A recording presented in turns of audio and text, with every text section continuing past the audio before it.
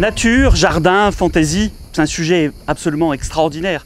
Et c'est aujourd'hui le sujet que nous allons développer et globalement le sujet sur lequel nous allons travailler à l'initiative de l'Institut français de Turquie à İzmir et bien évidemment du Centre d'art d'Arkas qui se trouve en fait à Urla, à une trentaine de minutes de route de İzmir Centre.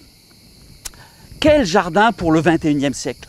Ça fait déjà 21 ans que nous sommes dans ce 21e siècle. Et il est peut-être temps maintenant d'aborder quel sujet, quel jardin nous allons vivre pour le 21e siècle. Le jardin que vous avez peut-être chez vous, le jardin tel que nous l'avons ici, le jardin tel que nous allons le vivre dans une dizaine, dans une quinzaine ou dans une vingtaine d'années. Pour ce faire, l'Institut français de Turquie a aujourd'hui regroupé un plateau absolument extraordinaire. Les plus grands experts de jardin sont aujourd'hui avec nous. Ils viennent de Singapour, de Grande-Bretagne, de France, d'Afrique du Sud. Et ils vont nous délivrer le message sur quel jardin ils voient, quel jardin ils espèrent avoir pour le 21e siècle. Et vous allez pouvoir vous rendre compte qu'il n'y aura probablement pas un seul jardin, mais des jardins. Comme nous avons eu jusqu'à la date d'aujourd'hui, des jardins qui sont venus de Chine, des jardins qui sont venus de Perse, des jardins qui sont venus de Grande-Bretagne, des jardins à la française, des jardins à l'italienne, des jardins japonais, des jardins modernes, des jardins anciens, un jardin de curé, le jardin que vous cultivez chez vous avec tant d'amour. C'est véritablement ce que nous allons essayer maintenant de voir et de voir quel jardin nous allons pouvoir vivre. Alors le cinéma a véritablement vécu les jardins, a imaginé les jardins. Retournez-vous, regardez peut-être une nouvelle fois Blade Runner, ce film qui a été absolument remarquablement transcrit par rapport à l'œuvre écrite et sur lequel, dans le film Blade Runner, on voit des petits boui-boui dans lesquels les gens cultivent des plantes en pot, dans lesquels les gens vont aller se nourrir avec quelques plantes. Ou alors sur un autre film culte, un film qui nous projette dans le futur, c'est Star Wars 2, avec ce fantastique jardin de la villa de Balbaniello, et qui est à la fois un jardin baroque italien. Et les cinéastes qui ont essayé de traduire ces jardins du XXIe siècle sont allés les chercher dans le passé, sont allés le chercher globalement il y a des siècles. Mais maintenant, c'est quoi le jardin du XXIe siècle? C'est quelle aventure? C'est peut-être un retour à la nature. C'est peut-être un jardin naturel, parce qu'au final, il n'y a pas grand-chose de moins naturel qu'un jardin. Le jardin est fait par l'homme. Il a planté ici quelques buis, il a planté là un olivier, il a planté derrière moi des cyprès qui viennent de contrées plus ou moins lointaines. Mais le jardin du XXe siècle, c'est peut-être aussi un retour à la nature, un retour aux fondamentaux. Pour parler de ça, je vous invite à rencontrer Inchlim. Inchlim est l'un des plus grands paysagistes de Malaisie. Il habite Kuala Lumpur, mais il a également une résidence pas très loin de Malacca, au milieu de la jungle. Et Inch, il vit complètement en harmonie à la nature. Et son approche du jardin naturel, du jardin du XXIe siècle, est assez intéressante. For much of the gardening history, in really our human history, we've always had to get away from nature. You know, we're always trying to make sure that the insects don't eat our plants, the animals don't eat us, and so on and so forth. So if you go back to us, let's say 100,000 years ago, we're always trying to get away from nature. And somehow our gardens followed that path of getting away from nature. So we're creating things that idealize nature, but it's a nature that is divorced from real nature. And I think that's what happened. But in our psyche, if you go back to the Jungian idea of the collective unconscious, we have stories, myths about, let's say, the Garden of Eden. You see, the Garden of Eden has was a place where everything was conducted in harmony. We never used to eat animals when we were in the Garden of Eden. At least in our collective unconscious, we were not eating animals. Animals and humans were living in absolute harmony. And we could eat anything off the tree, except for that one fruit, of course. else. But you know, that is a thing that if you go back to our very deep unconscious, we find that there's a very deep need for two things. One is a relationship with nature, right? And the second thing is a very harmonious relation with nature. What happens with the Industrial Revolution, Pascal, is that we have lost a lot of that because we all live in apartments now. Most people live in apartments, right? After the Industrial Revolution, it was still okay because people still had their little plots of land. But beyond that, into the modern age, like in the beginning of last century, when modern architecture became something important, right? Then it swept the whole world. We're using concrete and we're building tall buildings. Then came the lift. The lift took us fast up so that our horizontal cities become vertical cities. That divorced us from nature. That totally cut us off from nature because you drive a car to work, your office is cut off from nature. You come home, you're stuck in your apartment, and that's it.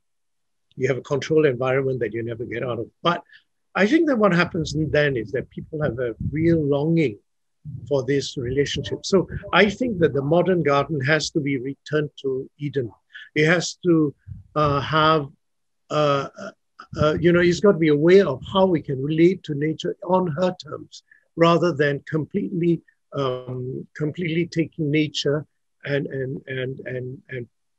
box nature into what we think nature should be.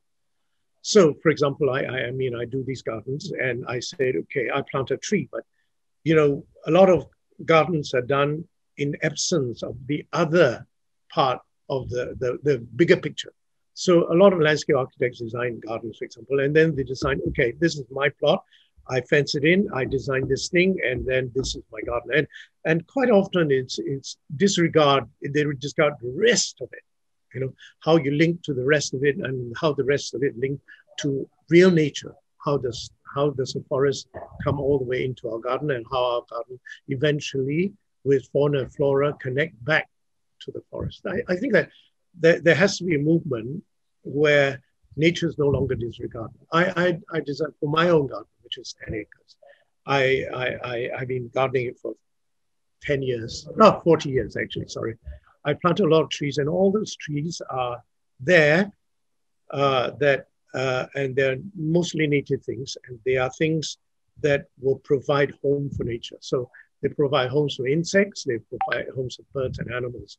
And then what I do is on the ground level, where human has a relationship with what is around you, I have a little bit more order that I put into. So there are pathways, walkways, there are center plants and so on. So what I'm trying to do is, by rewilding on one hand, I'm trying on the other hand to infuse the human need for order without the two being at odds with each other.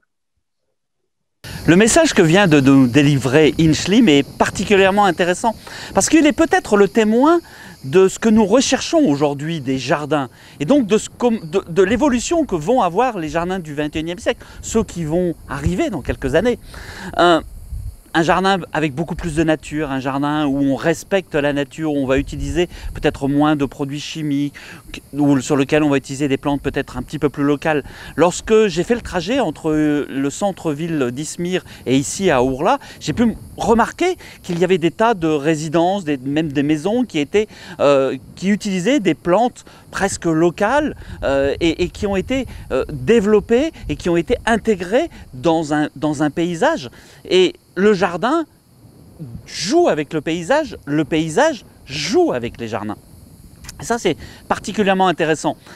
Un autre paysagiste particulièrement connu va nous délivrer également un autre message. C'est Fumiaki Takano. Fumiaki Takano vit au Japon, comme son nom presque l'indique. C'est l'un des grands paysagistes japonais. Il vit sur l'île d'Hokkaido. Et sur l'île d'Hokkaido, globalement, il a essayé de travailler sur des jeux entre les lumières, le jardin, le paysage, la nature, les plantes, sur quelque chose d'extrêmement en harmonie. La civilisation japonaise, mais aussi les paysagistes japonais, lorsqu'ils travaillent, essayent beaucoup de transcrire en quelque sorte la vie quotidienne dans leur jardin. Ce sont des jardins où tout n'est que détail. Chaque plante, chaque geste du jardinier est très important et participe globalement à l'harmonie de la nature. Il n'y a pas des plantes qui sont laissées comme des folles herbes, comme on peut le trouver par exemple dans certaines approches, comme l'approche française, ou même l'approche néerlandaise, ou germanique, ou même anglaise du jardin. C'est un jardin qui est poussé globalement dans ses détails les plus infimes, les plus intimes. Fumiaki Takano, ce grand paysagiste donc, qui a entre autres réalisé le jardin de la maison de Albert Kahn, juste à côté de Boulogne-Billancourt, c'est un paysagiste véritablement qui va aller pousser les détails, pousser la sensibilité de jardin. Mais globalement, je lui laisse la parole et je lui laisse nous emmener dans son monde des jardins du XXIe siècle. Difficult to say that, but okay. As a first example, I like to show some of the garden with fog. It is a garden for play and garden for senses. Mainly, the garden is meant for the viewing from some viewing spot, especially in Japanese garden. But I try to introduce the people who move into the space and feel the atmosphere and environment. And the folk garden is people will start seeing which they are not seeing when the fog comes in. But they start seeing which they are not seen normally, such as the gentle movement of the air and the humidities, those things. So this is a kind of garden for senses is an important factor. And number two is I like to share the harmony between the magnificent natural landscape and gardens. In Japanese gardens, we have some borrowing scenery technique in the garden.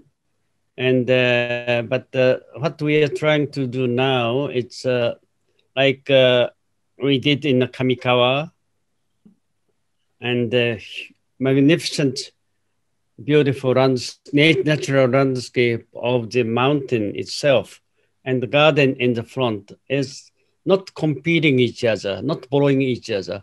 They are coordinating and people can enjoy both. And number three is a garden for conversation with nature. And we developed this design method during the Millennium Forest project, which is we call it the deleting design method, taking out all the unnecessary things from the forest. And because many of the forests in Japan is kind of abundant, and we thin the forest and remove all the underground forest bed sasas, then we start finding out many natural flowers are coming in. Then those are harmonize each other and expanding the area. So this is from the left to right, the picture is shown. And also the method we found out is nothing is taken out from the forest and nothing is brought into the forest. Number four is the history, creativity of mankind in the garden. And when I was doing one of the projects in Japan, I had a strong interest to the huge rock culture. And I had the opportunity to see the Stonehenges and the Karnak in France. Then I found out this is a human's nature. When the people, mankind, look at the stones and the huge rocks they want to play with. And this is one of the examples in Japanese garden is similar things, even they are completely different part of the world.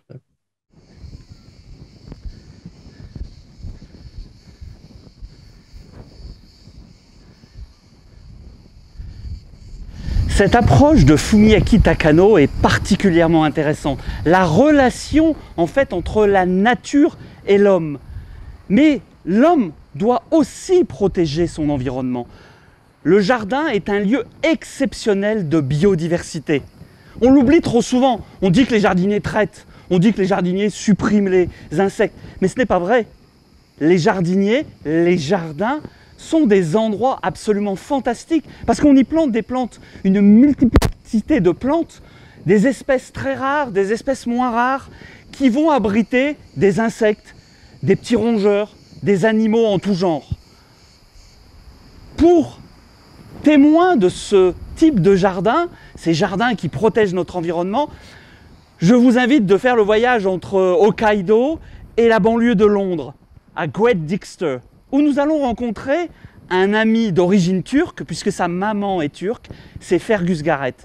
Fergus Garrett est aujourd'hui le président du jardin de Great Dixter. Ce jardin a été créé par Christopher Lloyd, l'un des plus grands jardiniers que le monde ait connu. Un homme absolument fantastique, qui connaissait les plantes, qui savait les utiliser, qui aimait aussi parfois déranger.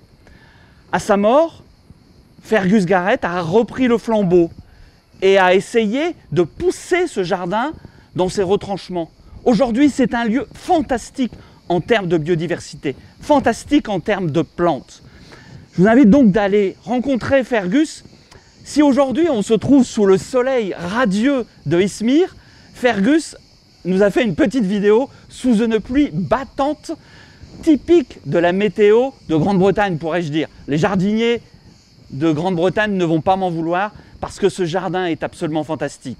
Allons à la rencontre de Fergus Garrett au jardin de Great Dixter. Gardens are many things. There are places where art and nature comes together. You can listen to the bird song here. It's where we have got a whole environment of insects, of birds, of mammals sharing this space with us. They're also a place where you can be creative, but creative with nature being involved in it. So for us, we treat this garden like a painting. We've got the structure of the trees and the buildings around us, and then we paint with flowers from one year to another. And then we have a visiting public that comes in and sees that. And with that, we support an economy, regional economy. We support the community around us, but also we support students from all over the world. Gardens are also places where we can have an environmental impact. In terms of biodiversity, this garden is as rich as any nature reserve. And this system can be mimicked in towns and cities where you have buildings, where you have hedges, where you have trees, where you have long grass and short grass and flower-rich borders all coming into together to support a whole range of insects. You don't just have to have nature reserves to do this. Gardens are also important because they can be spiritual places where people can find solace, they can rest, they can think. But they're also vibrant, dynamic places where you can play around with your own aesthetics and train people and form a career for people as well. So there are many, many things. But as we go into the future, as we move forward, we have to think about how we as human beings impact the world.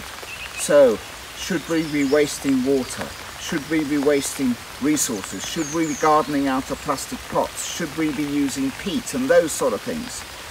If we go about our industry in a very sensitive way, we can have a major impact on the environment. And at Great Dixter, this is what we try and do. We're a community, we're vibrant, we train people, we're creative, we're dynamic, but we're also extremely, extremely sensitive to the environment and our surroundings. And I think that is the future as we go forward. Bunu dinlediğiniz için çok teşekkür ederim. İyi günler efendim. C'est une vision assez particulière que ce jardin qui va mettre en valeur la biodiversité. Mais il y a aussi un autre jardin que j'ai beaucoup vu depuis que je suis arrivé en Turquie, que ce soit dans les rues d'Istanbul, que ce soit ici dans la banlieue d'Izmir ou même à Izmir. C'est un jardin qui sert tout simplement ce qu'on va appeler en France le jardin potager, le jardin nourricier, le jardin qui va vous donner des légumes, des herbes, quelques plantes, quelques fleurs que vous allez pouvoir déguster. Un jardin qui vous donne le plaisir de le déguster, un jardin à croquer. C'est une de mes passions, les plantes belles et comestibles. Bien évidemment, il y a les légumes, mais il y a aussi les fleurs, il y a aussi les herbes qu'on ne connaît pas forcément, mais qui sont très intéressantes. Une fleur d'émeraucale que vous allez en quelque sorte fourrer avec quelques fruits, que ce soit par exemple quelques grenades ou par exemple également des morceaux de melon, ça va être quelque chose de fantastique. Ou alors un basilic qui va accompagner une salade de tomates ou d'autres légumes, une courgette farcie. Ça, c'est aussi une vision importante du jardin. Pourquoi? Parce que les villes sont de plus en plus importantes. Les villes prennent de la place. Le jardinier a de moins en moins de place. Mais pourtant, il doit se nourrir. Il doit se nourrir avec des bons produits. Le jardin nourricier, c'est un sujet absolument fondamental pour les jardins du XXIe siècle. Lorsqu'on parlait tout à l'heure, en début de cette intervention, de Blade Runner, les jardins de Blade Runner étaient uniquement des jardins nourriciers. Si les jardins de Star Wars numéro 2 étaient des jardins d'agrément, le principe du jardin doit être avant tout le jardin qui donne à manger, qui vous donne à manger, qui donne à manger globalement aux habitants, des personnes qui sont sur les environs. Pour ce sujet, j'ai demandé à un grand ami paysagiste qui lui vit en Afrique du Sud, c'est Leon Kluge. Leon Kluge est un jeune paysagiste d'une trentaine d'années, c'est probablement l'un des plus grands paysagistes aujourd'hui du XXIe siècle. Il a la chance de vivre dans un pays fantastique, au milieu des girafes, au milieu des éléphants, au milieu des buffles. Et il va vous parler de sa vision du jardin du XXIe siècle. Pour lui, un jardin qui économise l'eau et dans ses environs, relativement sec, il fait aujourd'hui je pense 32 ou 33 degrés, on a besoin d'économiser l'eau. Mais aussi le jardin pour se sustenter, le jardin pour se faire plaisir. Parce que ne l'oubliez jamais, le jardin est un endroit de plaisir. J'ai dit souvent que j'ai le plus beau métier du monde, que mes confrères, que nous avons déjà vus et ceux que nous verrons un petit peu plus tard, ont le plus beau métier du monde. Nous mettons des sourires sur le visage des gens. Quelle trêve de discussion. Allons en Afrique du Sud, nous allons aller même dans le parc national Kruger à la rencontre de Leon Kluge. Hi everybody, and welcome to Africa. So we are so fortunate here to be able to work in a landscape where we interact with animals like wild buffalo behind me. Not always so easy, because creating gardens here we have to compete with these guys, and they are hungry buggers, so they do love our fresh new leaves that we plant. That's a hadida, one of our very iconic birds. Now, when it comes to the 21st century of landscaping here in Africa, now we all had COVID-related adaptations that we had to do. And here in Africa too. And I think that after this whole pandemic, the focus of landscape changed. We are more focused to the outside living part of our lives. We want to interact with greenery. We want to have space to walk, because you never know when lockdown might happen again. We also want to grow our own food, our own herbs, and our own medicinal plants that we can use in everyday lives to make teas and whatever. So permaculture, looking after our water resources. Africa here, we don't have a lot of water, so that's a very big factor that we have to consider. And then use more local plants. Africa is so rich in plants, and that's what's so amazing about this continent. And down here in South Africa, we want to utilize our local flora a lot more and use it in our landscapes. in order not to use so much water, and to create food for birds, nesting material, and food for our wonderful nature that we have here. So, gardens for the 21st century in Africa, I think definitely look into nature and bring nature into our urban environment and make home not only for us, but make home for the insects, birds, animal life, and also a more diverse plant palette in our gardens to sustain our needs as well. J'aime beaucoup cette approche de Léon Klug, le jardin nourricier, parce que finalement, pour beaucoup de jardiniers, pour beaucoup d'entre vous, le jardin se limite bien souvent à un potager, à quelques tomates cerises ou un pied de courgette ou quelques fraises sur un balcon. Mais le jardin, ce n'est pas que cela, c'est aussi un lieu d'expression. Je me rappelle il y a quinzaine d'années avoir une discussion avec Jean-Paul Pijat. Jean-Paul Pijat était un grand artiste, un grand épicurien, un grand amateur de jardin, et le monde du jardin en France lui doit beaucoup. Le monde du jardin tout court lui doit beaucoup. Parce que Jean-Paul a réinventé le monde du jardin en créant le Festival des Jardins de Chaumont-sur-Loire. Quelques années plus tard, à sa mort, c'est Chantal Collot-Dumont qui a repris les rênes de ce festival, qui l'a développé et qui a fait aujourd'hui du Festival international des Jardins de Chaumont-sur-Loire l'un des endroits les plus importants et les plus développés dans le monde. Des artistes, des cinéastes, des sculpteurs, des ferronniers mettent en valeur le monde du jardin. Et quel plus bel endroit que le jardin d'un musée pour parler de ce sujet.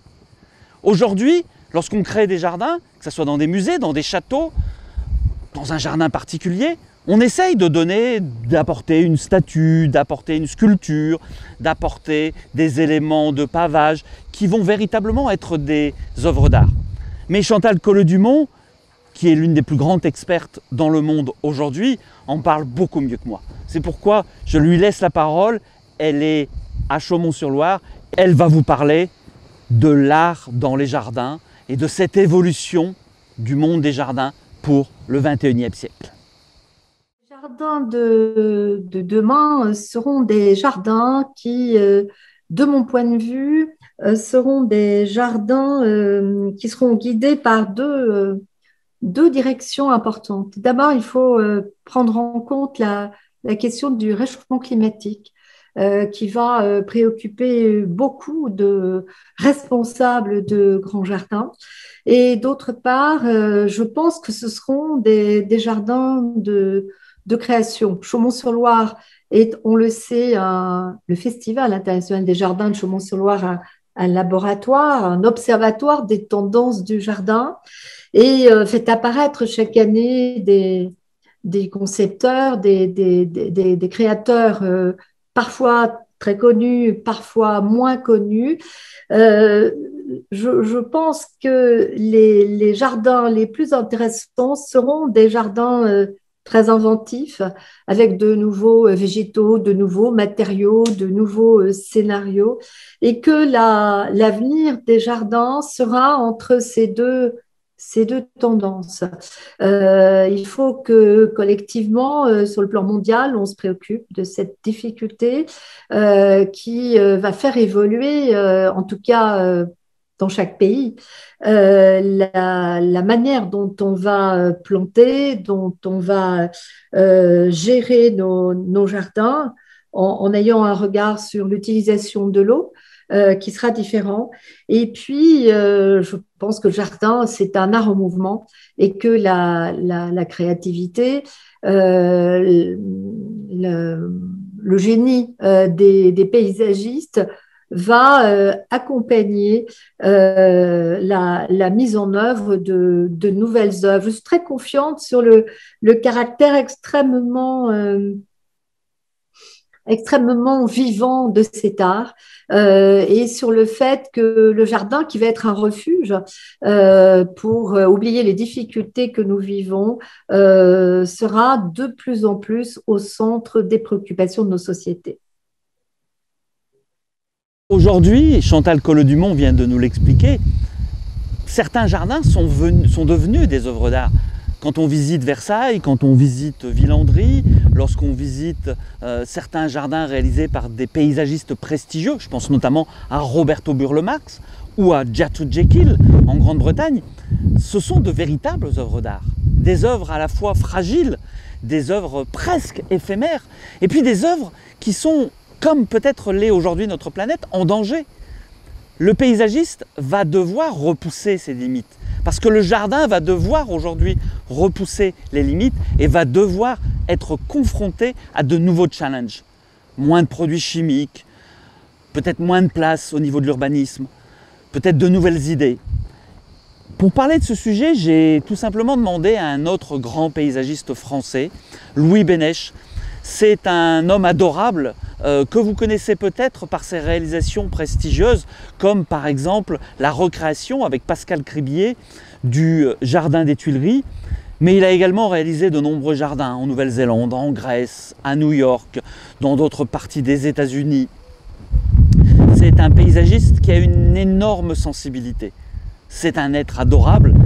Et Louis va nous délivrer un message peut-être un petit peu alarmiste, mais c'est aussi le message aujourd'hui auquel les paysagistes, mais aussi tous les habitants de la planète sont confrontés. On est dans le 21e siècle et ce qui a probablement comme différence avec la façon dont on travaillait les 2 siècles derniers correspond à des évolutions qui sont sociétales, qui sont un coût de la main-d'œuvre qui va en augmentation, donc une baisse de la main-d'œuvre, qui est compensée par de nouvelles mécanisations. Je pense par exemple tout simplement aux robots pour les tontes, si on tond encore. Et puis une évolution majeure qui est le grand vent intelligent et nécessaire, écologique, qui est de faire que la pharmacopée de traitement a beaucoup évolué. Moi, depuis que je suis jardinier, c'est-à-dire dans l'autre siècle, j'ai commencé tout de suite, ayant une serre, lorsque j'étais jardinier, à me servir de produits qui sont les produits dont on vante les mérites aujourd'hui, comme le bacille de Thuringe, comme insecticide, et des pyrétrines plutôt naturelles que de synthèse. C'est-à-dire que sur la chimie très toxique pour l'homme, j'ai levé le pied, et en matière de désherbant, à Piancourt, on avait des pelouses impeccables, mais je partais tout simplement enlever mes pissenlits et mes pâquerettes dans les pelouses à la main. Donc, je me sens assez droit dans mes bottes, mais faire des choses à la main, si le 2,4-D disparaît et si le Roundup pour les grands espaces disparaît, il faut tout simplement effectivement faire comme on le fait en Angleterre depuis des années, c'est-à-dire des allées de pelouse, y compris à Whistler où il y a du monde. Et donc, c'est-à-dire que, mais là aussi, c'est un temps d'entretien supplémentaire pour que la pelouse résiste. Mais il y a des solutions. Et donc, ces solutions évoluent avec le temps.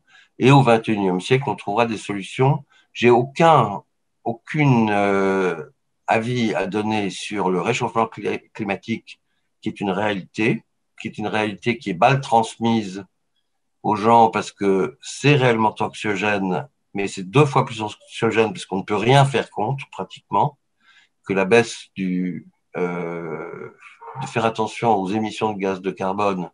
C'est très bien, mais le bon Dieu a mis des arbres justement pour nettoyer un certain nombre de choses et qu'on ne sait pas du tout comment est-ce qu'on va gérer les amas de piles électriques. Par contre, demain, qui est la brèche dans laquelle tout le monde s'engouffre, et que là aussi le réchauffement climatique est dû à des choses qui sont hors de l'action humaine et qui sont des phénomènes structurels de modification. On a eu des périodes de glaciation, enfin on sait comment est-ce que le monde a fonctionné et qu'il y a des choses pour lesquelles on ne pourra rien contre et que donc les politiques devraient, plutôt que de faire des lois mal gérées, mal digérées, mal pensées, parce qu'ils ne sont pas scientifiques, faire appel à des scientifiques un peu plus raisonnable. Enfin, on a vu à quel point la communauté scientifique, dans le cadre du Covid, nous racontait blanc et noir tous les 2 jours. Et ce que j'aimerais, c'est qu'on ait un peu plus de recul justement sur les notions de climatologie. Et puis l'autre chose, c'est que j'ai toujours poussé, je dirais, les limites de tranchement de choses moins rustiques pour voir si ça résistait ou pas. La ville de Paris, il y a X années, il y a pas longtemps, en 90, m'avait interdit de planter certains chênes au prétexte qu'ils n'étaient pas rustiques, que j'ai donc payé de ma poche et planté, et qui marche parfaitement bien dans le jardin public que j'ai fait. Ils n'ont pas réagi sur les chênes Kermès, mais qui sont parfaitement rustiques, mais qui sont capables de résister à du plus sec et du plus chaud. Donc j'ai toujours eu, sans angoisse, une envie de pousser certaines limites.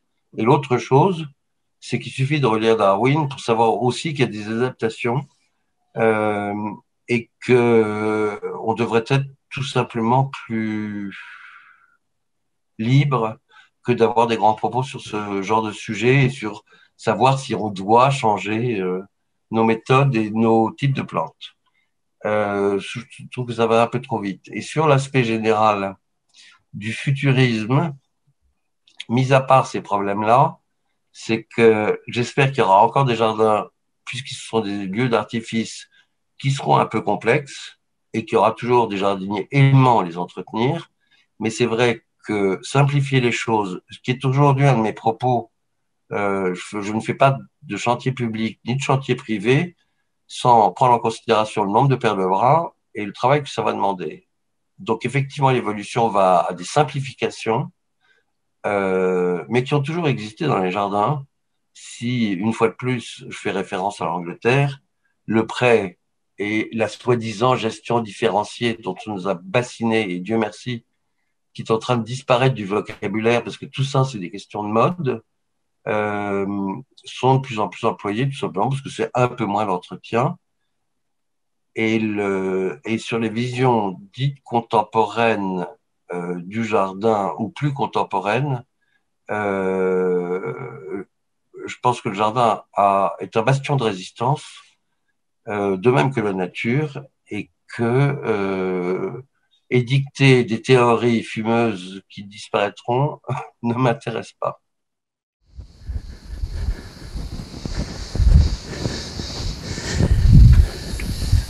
Le jardin, c'est aussi un endroit de plaisir, un endroit où on va visiter, où on va découvrir des plantes, où on va quelque part se cultiver. Bien évidemment, comme ici, dans un musée, mais également dans des endroits qui sont uniquement dédiés à la gloire des plantes, à la mise en valeur des plantes et des espaces. Il y a énormément de jardins ouverts au public dans le monde. On en compte des milliers. Des petits jardins, des grands jardins dans les jardins botaniques, par exemple à New York, à San Francisco, à Montréal ou ailleurs. Des tout petits jardins de passionnés qui ouvrent un moment leurs clés, leur site, les portes de leur site, pour partager avec vous, avec d'autres personnes, leur amour pour ces petits espaces, pour ce jardin, et pour essayer aussi avec nous de définir quel sera le jardin du 21e siècle. Et j'ai tout simplement décidé de vous emmener dans une des villes les plus intéressantes probablement en matière de jardin, puisqu'on l'a longtemps appelée la ville-jardin, la cité-jardin, et maintenant on l'appelle la ville dans un jardin.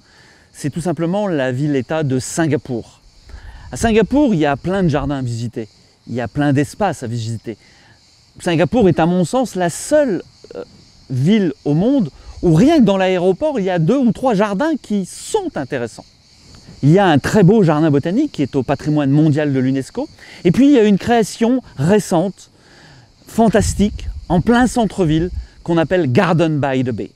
Garden by the Bay est un jardin extraordinaire qui a été voulu par les politiciens pour faire plaisir, pour profiter aux habitants de la ville de l'État de Singapour. C'est un jardin absolument fantastique. C'est un jardin où vous allez trouver des milliers de plantes, où vous allez pouvoir vous y perdre. La première fois que j'ai eu l'occasion de visiter Garden by the Bay, j'y ai passé presque la journée. Et à chaque fois que j'ai la chance de retourner à Singapour, je passe au minimum une demi-journée à visiter ce jardin extraordinaire. Mais pour nous en parler, il y a un homme absolument fantastique, c'est Felix Lowe. Felix Lowe est aujourd'hui le président de Garden by the Bay. C'est quelqu'un qui connaît parfaitement ce jardin, mais aussi l'approche d'exposition, l'approche de plaisir, l'approche économique que peut avoir un jardin. Parce qu'un jardin, c'est aussi, comme peut l'être un musée, comme peut l'être un château, un lieu où économiquement, on doit faire parfois des profits, on doit servir les personnes qui vont visiter le jardin. Allez, on va partir pour Singapour, visiter cette ville dans un jardin, et ce jardin au milieu de la ville dans un jardin. Garden by the Bay. First of all, welcome to for the audience. Welcome to Gardens by the Bay, home to Flower Dome, where I am now currently at. Where I'm standing at, actually, 50 years ago, this was seawater. The government reclaimed a piece of land and then decided with that land, they built a garden on it. But if some of you know the history of Singapore, they built, we already have botanic gardens, which left behind by us by the British, our British colonial masters. And is very famous because where the spice root and the rubber was found. And but when they want to build this second garden, they want to do it a little bit differently. You know, the traditional botanic gardens is a garden of in botany, in research, and in education. But for this second garden, they want a different kind of garden. And because today's topic is what is a garden for 21st century? The garden that they want is to reach out to people who may not, in the first place, be interested in plants. But they get excited by the beautiful flowers they see. So, for example, in Flower Dome behind me, I have a Chuhuli exhibit that we keep changing every 3 months to a different kind of show. And then we have plants here, because this is tropical Singapore. We have things like tulip, cherry blossom, things that normally you don't see in Singapore, where they keep changing to attract visitors to come in again and again. So the new kind of gardens we are trying is to reach out to what I call the unconverted, people who may not be interested in botany, but they see these beautiful things and hopefully they start a green journey. As to what is the gardens, I think going forward will serve 3 purposes. I think the first one is economic. The Gardens by the Bay is not only partially financed by the government. In fact, we today, after operating for 10 years, we have 14 million visitors going through us a year. As you know, most botanic gardens visitorship is about only 2 million. But ours at 14 million, we are in the league of, in fact, some people call us the Walt Disney of horticulture, meaning they use plants to wow and our super trees to get the visitors to come. So economically, because of the tourism revenue, we can sustain and do shows like what you see behind, and we change it every 3-6 months. That's economic. The other one, of course, a garden cannot just be earning money for money's sake. At the end of the day, the garden serves an important environmental purpose. We have a role to play towards sustainability. For example, the Flower Dome itself is built using green technology. We burn horticultural waste and recycle them to give up energy to power the aircon of this place. And we use that to teach children to see how to close the carbon cycle. So environmentally, we also have a responsibility to sustain for the future. The third and most important one, at the end of the day, for a garden, it must meet the social needs of the people. And so for Gardens by the Bay, we actually wasn't built for tourism. In fact, it was supposed to be a people's garden for the whole country, the citizens to come together in a place where they can bond and share and have memories as they grow together. And this, I think, is the 3 most important role what a 21st century garden should have: environmental, social, and economic. And of course, a lot of gardens now we call them ESG. This is a big topic. I think the G7 nations are all talking about it. And I think gardens of the future should be able to meet these needs.